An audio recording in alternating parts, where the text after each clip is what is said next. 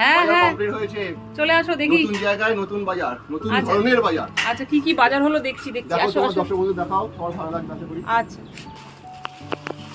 দেখো প্রথম প্যাকেট থেকেই কাঁকড়া এনেছে। আমাকে বলেছে বাজারে গিয়ে যে দেশি কাঁকড়া পাইনি, সামুদ্রিক কাঁকড়া।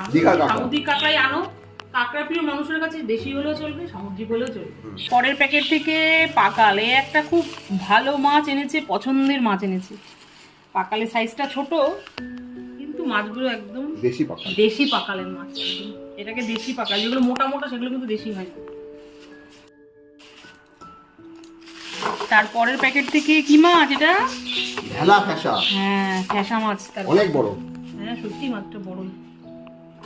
তারপরের প্যাকেট থেকে কাতলা মাছ। কাতলা মাছ শুধু লেজের দিক দিয়ে এনেছে। হ্যাঁ বড় কাতলা মাছ লেজ, তিনটে বড় কাতলা মাছ লেজ, লেজের দিক দিয়ে সব রিং রিং পিস।